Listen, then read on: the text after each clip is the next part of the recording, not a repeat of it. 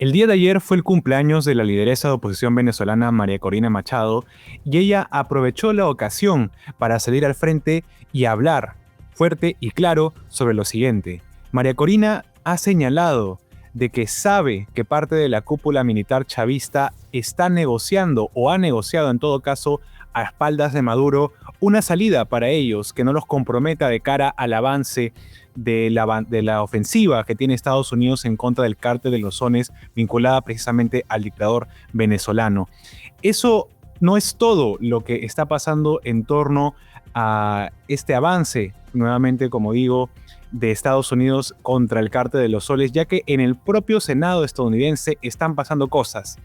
6 senadores demócratas han presentado la llamada Resolución 83 con el objetivo de prohibir que continúen los ataques, en este caso de las fuerzas militares estadounidenses, contra el cártel de los Soles vinculado a las narcolanchas. Como sabemos, se vienen registrando varios ataques en el mar caribeño contra estas llamadas narcolanchas y ahora estos grupos de senadores demócratas quieren prohibir que continúen estos ataques sin autorización del Congreso, anticipando, y escuche bien, cosas bastante graves. Dicen de que de continuar de esta manera se anticipa, digamos, el inicio de una guerra frontal con Venezuela, concretamente con las fuerzas de Maduro.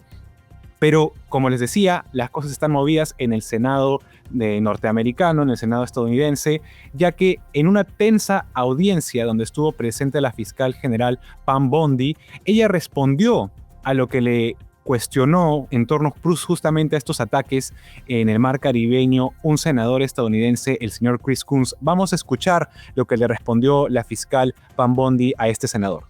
Senator Coons, I'm not going to discuss any legal advice that my department may or may not have given or issued at the direction of the president on this matter. Regarding Venezuela, what I can tell you is Maduro is a narco-terrorist, and I announced $50 million reward for his capture to bring him to this country to face charges. He is currently under indictment in our country.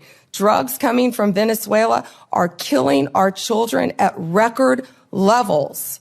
Ahí escuchábamos a la fiscal general Pam Bondi recordando la fuerte recompensa que está pidiendo, digamos, el Estado de Estados Unidos contra, en este caso, el dictador Nicolás Maduro, por su vínculo justamente con el narcotráfico. Ahora, en el frente venezolano, Diosdado Cabello también ha señalado que frente a las agresiones, bajo su criterio, del llamado imperialismo norteamericano, la población venezolana en los estados de Guaira y Carabobo se está movilizando con el objetivo de prepararse ante cualquier inminente ataque de las fuerzas norteamericanas. Vamos a escuchar también lo que dijo Diosdado Cabello en torno a este tema. Así es, fíjense, sí. Son planes que están enmarcados en la defensa integral de la nación, pero que no contempla mantenernos a la defensiva. No contempla mantenernos, recogernos en una trinchera y esperar a ver lo que pasa, ¿no? Nosotros nos movilizamos, tomamos las acciones, vamos practicando, vamos haciendo lo que concierne a un pueblo que tiene conciencia plena del poderoso enemigo que quiere apoderarse de los recursos naturales de nuestro país. Ahí escuchábamos lo que decía el señor Diosdado Cabello en torno a esta movilización de la población venezolana bajo el llamado Plan de Independencia 200, ¿no? Y para analizar esas declaraciones y las otras que veníamos comentando en el programa, ya nos acompaña el comandante Jesús Romero, ex oficial de inteligencia de los Estados Unidos. ¿Cómo está, comandante? Buen día y gracias por invitarme al programa de usted. No, muchísimas gracias a usted por estar aquí en Radar 24. Mire, comandante, lo primero que le quería preguntar, y es bien directo, ¿no? Ya se anunció, lo dijo el presidente Donald Trump, que están diseñando la llamada fase 2 en torno a esta ofensiva contra el cártel de los Soles que lideraría el dictador Nicolás Maduro. Y yo quería preguntarle, en base a la experiencia que usted tiene, ¿qué podemos, digamos, entender respecto a esta fase 2? ¿Qué implicaría hablar de la misma? Bueno, el despliegue del contingente norteamericano al Caribe está debajo de la doctrina de defensa norteamericana. El presidente ya nos dio una idea de lo que estaba ocurriendo. Cuando el presidente dice de que ya se había interceptado 4 o 5 lanchas narcoterroristas, que ya no salen ninguna otra más. Ya nos dijo el presidente que han llegado a tener uno de los objetivos. Ya cumplieron el objetivo de mantener el total dominio marítimo de las aguas caribeñas. Se estableció el dominio aéreo y ahora cuando el presidente dice que ahora nos queda de ir por objetivos narcoterroristas tierra, él quiere decir de que ya estamos hablando de una campaña que se pasa del dominio aéreo y marítimo a específicamente a objetivos narcoterroristas adentro de Venezuela. Ok, o sea, según lo que usted interpreta y entiende de este anuncio, ya se estaría pasando directamente a una incursión terrestre en territorio venezolano como tal. Bueno, técnicamente la palabra incursión puede gestionar diferentes definiciones, pero creo que en el contexto del que el presidente estaría hablando, puede ser que sean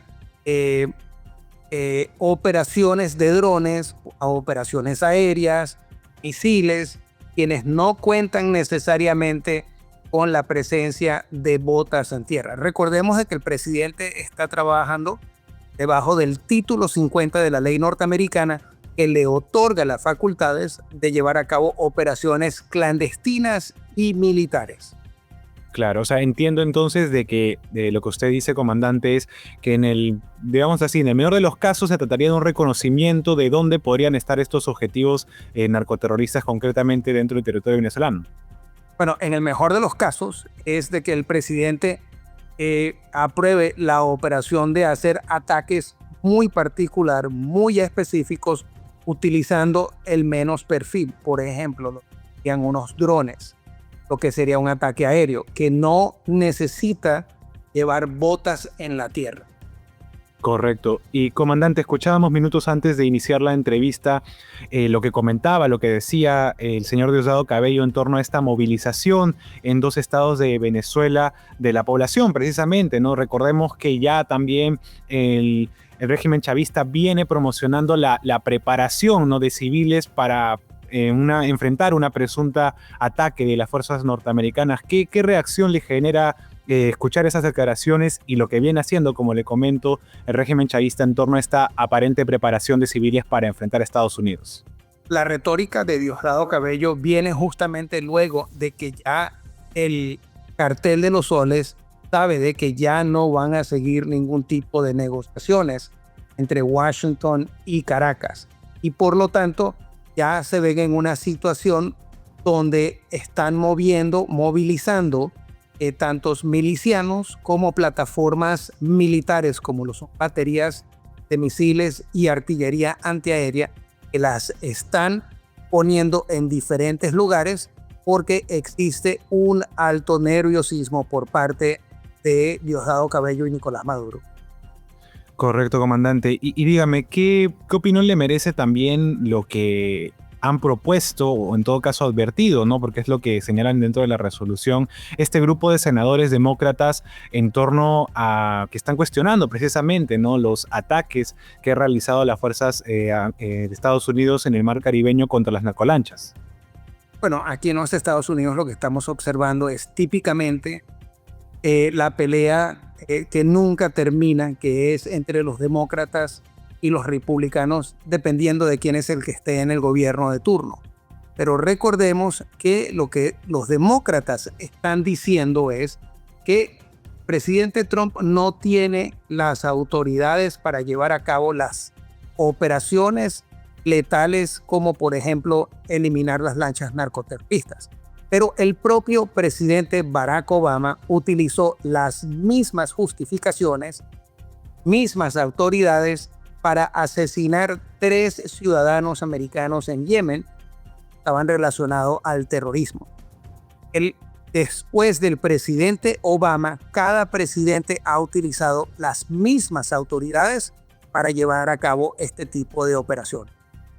Interesante ese recordatorio que hace en torno a lo que pasó en una administración previa donde los demócratas tenían mayoría y obviamente ocupaban el gobierno. Pero yo quería preguntarle también por algo que dice este grupo de senadores demócratas en la resolución, y es que ellos hablan de que el presidente Trump no habría, digamos, mostrado las pruebas suficientes para justificar estos ataques.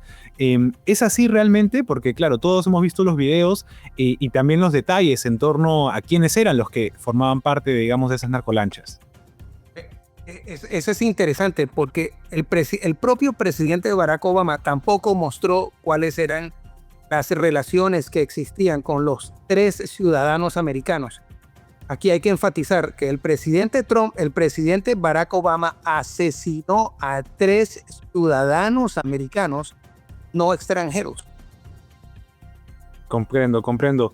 No sé si podría recordar brevemente un poco más en torno a eso que mencionan, ¿no? Lo que pasó en el gobierno de Barack Obama y tal vez luego hacer un vínculo con lo que está pasando hoy en día, en este caso con el gobierno de Trump.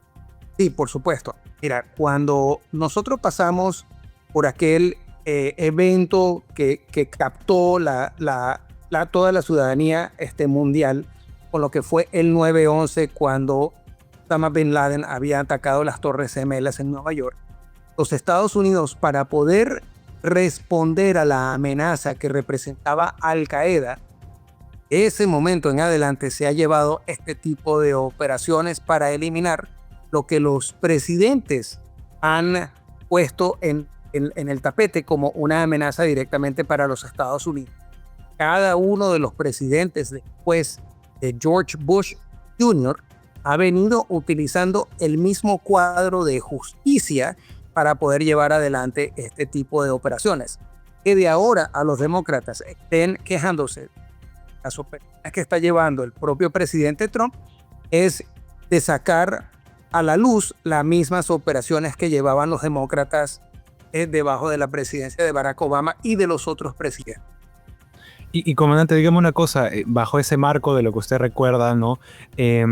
¿Haría falta en todo caso que la administración Trump, por ejemplo, sea un poco más clara, por decir algún ejemplo, ¿no? Respecto a las identidades de estas presuntas 21 personas, que entiendo es la cantidad total de los que estaban a bordo de estas narcolanchas que fueron derribadas en el mar caribeño? Es que lo que sucede esto es una manipulación de la narrativa o de la verdad. En realidad lo que sucede es que cuando el presidente toma la decisión de utilizar la facultad para llevar a cabo este tipo de operación que le otorga el título 50 de la ley norteamericana, el presidente y su administración tienen en sus manos información de mucho valor que indican y muestran cuáles son estas relaciones entre los lancheros y la organización narcoterrorista, como lo sería en este caso el Cartel de los Soles o el Tren de Aragua. Simplemente no se puede mostrar este tipo de información al público, una información que todavía aún sigue a lo que nosotros sabemos y conocimos como esa información al caliente. Esta información del ponerse público podría poner las vidas en peligro de informantes y también de las operaciones que se pudiesen llevar en el futuro. Claro, tiene lógica lo que usted dice y bueno, se esperaría que los senadores demócratas que han presentado esta resolución lo llegaran a comprender, ¿no? Más allá del juego político, si es que finalmente se busca lo mismo dentro de Estados Unidos. Para ir cerrando, comandante, yo quería preguntarle, ¿no? Más allá de que actualmente, digamos, esta ofensiva sea contra el Cártel de los Soles, contra el régimen chavista en Venezuela, ¿cuál cree que es el mensaje que manda, digamos, como país Estados Unidos al resto de la región en torno a lo que actualmente la administración está viendo respecto al avance del narcotráfico justamente en América Latina y bueno, en todo el continente en general? Aquí hay un mensaje mucho más grande que simplemente el Cartel de los Soles. Los Estados Unidos diametralmente ha cambiado la visión de que ve cuáles son las amenazas directamente afectando a los Estados Unidos y su ciudadanía. Y de hecho, lo podemos ver debajo del cambio de la estrategia de defensa de los Estados Unidos para el 2025. Esto es un problema mucho más grande que simplemente el Cartel de los Soles, que tiene otros carteles y otras organizaciones transnacionales que afectan la región del hemisferio occidental. Correcto. Y para cerrar bien cortito, ¿no? Desde su perspectiva, ¿hay señales o indicios de que Maduro, que todavía se mantiene, digamos, en Venezuela, no llegue a fin de año, no llegue a diciembre?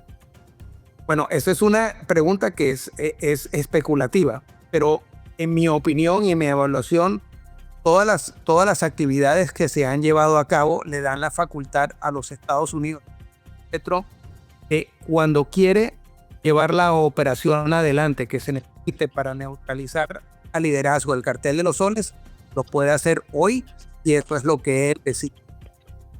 Comprendo. Muchísimas gracias, comandante, por estar aquí en Radar 24. Nos quedamos con ese último mensaje de que hay que seguir expectantes en torno a lo que puede hacer Estados Unidos respecto a esta ofensiva contra el Cártel de los Soles. Muchísimas gracias. Por supuesto, y muchas gracias por tenerme. Y lo que comentábamos respecto a lo que viene pasando en el Senado de los Estados Unidos no es la única noticia que nos trae este país en torno a Venezuela. Este día también el gobierno de los Estados Unidos anunció la cancelación de lo que se conoce como el Estatus de Protección Temporal, TPS por sus siglas, del año 2021, justamente para los venezolanos que residen en este país. La razón, digamos, por la cual se ejecuta esta medida, según comentaron las autoridades de Estados Unidos, fue de que la Corte Suprema falló precisamente a favor de la administración de Donald Trump para terminar con este beneficio. La fecha límite es el 7 de noviembre y para analizar un poco este tema, ahora nos acompaña en Radar 24 Andrés Villavicencio, exiliado político venezolano y ex vicepresidente municipal de Primero Justicia. Andrés, muchísimas gracias por estar aquí con nosotros. Muchas gracias a ti por la invitación a estar acá en tu espacio.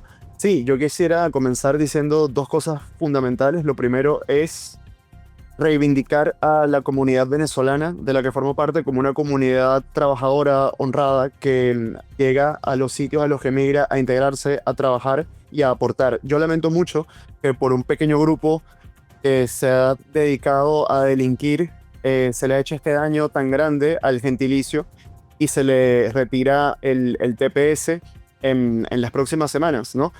También recordar quiénes son los culpables de que hoy 8 millones de venezolanos se encuentren por el mundo dependiendo de las leyes migratorias de otros países. Y los culpables son, por supuesto, el régimen chavista, que ha establecido una dictadura que, a través del hambre, de la destrucción premeditada de la economía, para empobrecer a la gente y hacerlos dependientes del Estado y de la persecución política, han obligado que 8 millones de venezolanos hoy estemos fuera del país. Y en segundo lugar, sí, tú mencionabas que soy miembro de Primero Justicia y hoy se cumplen 7 años de que secuestraron a un compañero llamado Fernando Albán, un concejal de Caracas, lo torturaron hasta asesinarlo y lo lanzaron desde un 10º piso, su cuerpo sin vida, para simular un suicidio. Yo quiero desde acá, por supuesto, reivindicar su memoria y decir que lo tenemos siempre presente y que en su nombre, más temprano que tarde, haremos justicia. Eso es el régimen chavista, un régimen sin escrúpulos, sin ningún respeto por la vida y sin un respeto por los valores democráticos ni por absolutamente nada de lo que haría que un sistema fuese aceptable, fuese vivible, fuese respetable por la comunidad internacional. Es un régimen, es una tiranía, y hay que tratarlos como lo que son, como criminales.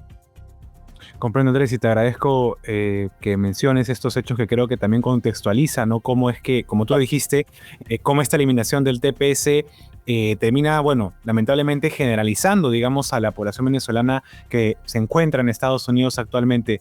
Pero yo quisiera tal vez preguntarte también, en base a tu experiencia, ¿no? Que nos relataras o nos recordaras cuál ha sido tu caso puntualmente, ¿no? ¿Por qué estás exiliado hoy en día?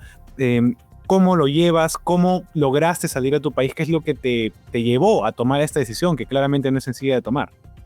Vale, que el 28 de julio yo fui testigo electoral. Como todo el mundo sabe, como la comunidad internacional lo ha comprobado, el régimen chavista decidió robarse la elección. Está comprobado que Edmundo González ganó con el 70% de los votos y ellos decidieron perseguir a los testigos electorales. Yo fui testigo electoral en mi ciudad, en la ciudad de Punto Fijo, una ciudad al oeste del país, en el estado Falcón.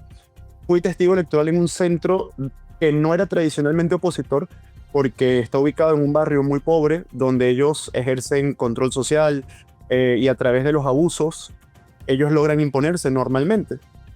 Cuando se emiten las actas y vemos el resultado fue Nicolás Maduro 195 votos, Edmundo González 1046. Edmundo González ganó con 82% de los votos en un barrio muy pobre, tradicionalmente chavista y con mucho control social. Yo salí con mis actas y las leí a los más de 200 vecinos que estaban fuera esperando conocer el resultado. Un vecino me grabó, subió el vídeo, esto se hizo muy viral y me cambió la vida porque al día siguiente tenía a la Dirección General de Inteligencia Militar estacionada frente a mi casa, haciendo fotos, haciendo vídeos. Anularon mi pasaporte y esto es muy importante que tu audiencia lo sepa. Ellos cuando anulan tu pasaporte, ellos no te notifican. Tú no recibes un SMS, tú no recibes un mensaje a tu correo electrónico, sino que tú tienes que ingresar a tu usuario a revisar. Si no lo haces y se te ocurre ir a un aeropuerto sin saber que tu pasaporte está anulado, inmediatamente te detienen y te retienen el documento. Es decir, ellos lo hacen con una doble trampa. Yo quise ingresar a mi usuario, revisar el estatus de mi pasaporte y me apareció en letras rojas, mayúsculas, anulado. Y tuve que escaparme por la selva. Nosotros le llamamos trochas a los caminos irregulares que hay entre la frontera entre Venezuela y Colombia. Y en una de las trochas cercanas a la ciudad de Maicao, yo escapé, habiendo ya confirmado que mi detención era inminente. Y bueno, nada, afortunadamente, como la anulación del pasaporte es arbitraria, solamente tiene efectos dentro de Venezuela. Si tú estás fuera, no puedes ingresar. Si tú estás dentro, no puedes salir. Pero estando fuera del país, tu pasaporte está vigente hasta la fecha de caducidad, que en mi caso es octubre de 2031. Yo tengo 6 años más de vigencia del pasaporte y es por esto que pude volar desde Medellín hasta Madrid, donde me encuentro actualmente exiliado. Comprendo, Andrés, muy fuerte tu testimonio, lo que nos acabas de contar. Y yo quería preguntarte justamente cómo actualmente es que vives tu exilio allá en Colombia. En Madrid. ¿Sí? Madrid, perdóname. Sí. Bueno, nada, yo tramité mi asilo. Estoy aún a la espera de la resolución. Sé que el sistema está un poco colapsado porque son muchas las personas que están solicitando asilo, pero ya tengo asignada ellos le llaman la carta blanca. Cuando pasan 6 meses ya tienes tu NIE y luego te asignan una carta roja que dura un mes mientras esperas tu resolución y puedes trabajar perfectamente legal y no tienes ningún problema a nivel de estancia, sino que puedes permanecer completamente legal en el país, el cual es mi caso y es el caso de miles de venezolanos que aquí en Madrid ya somos la comunidad migrante más grande. No lo somos en España son los marroquíes, pero específicamente en Madrid, la comunidad venezolana ya es la comunidad extranjera más grande. Comprendo, Andrés. Y dime una cosa, ¿no? Lo mencionaste al inicio de la entrevista, luego de comentar este anuncio del gobierno de Estados Unidos en torno a la eliminación del TPS, ¿no?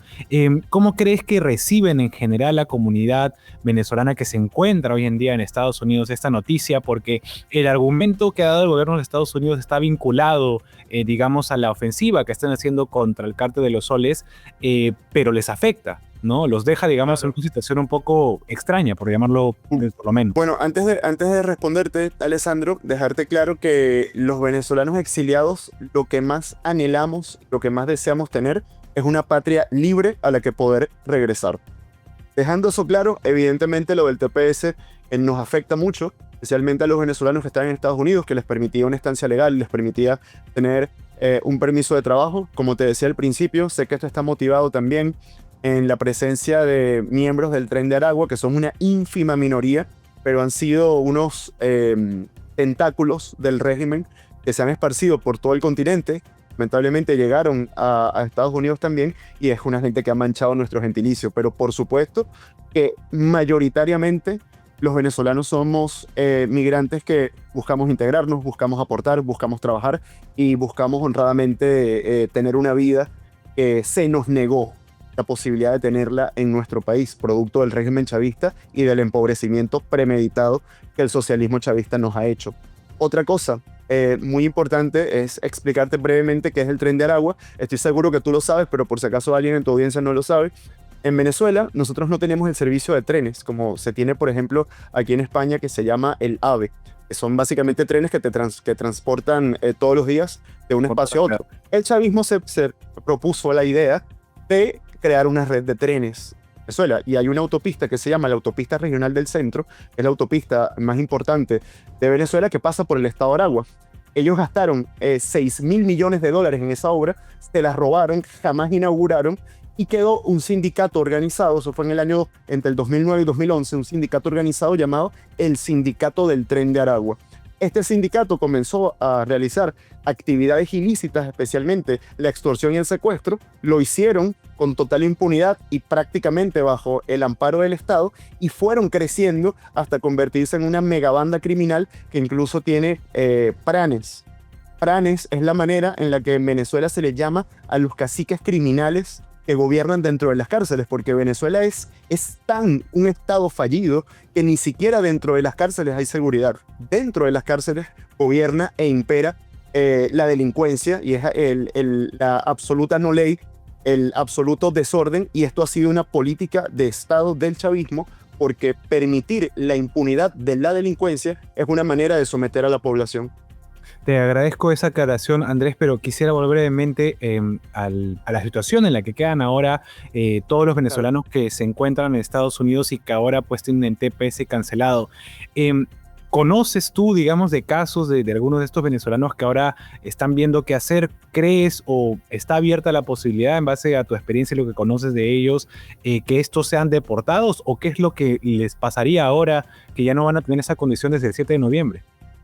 Bueno, lo primero es que yo tengo un amigo que es una persona que se dedica a la asistencia en el tema migratorio, y sé que él en este momento está generando mucho contenido en torno a la idea de que tú puedes cambiar tu estatus migratorio con, por ejemplo, presentando un asilo, cambiando tu figura de tener un TPS a tener un asilo. No es un proceso fácil, pero es un proceso posible. Estoy seguro que muchos venezolanos pueden demostrar que su vida correría peligro si regresan a Venezuela, como es el caso de muchos.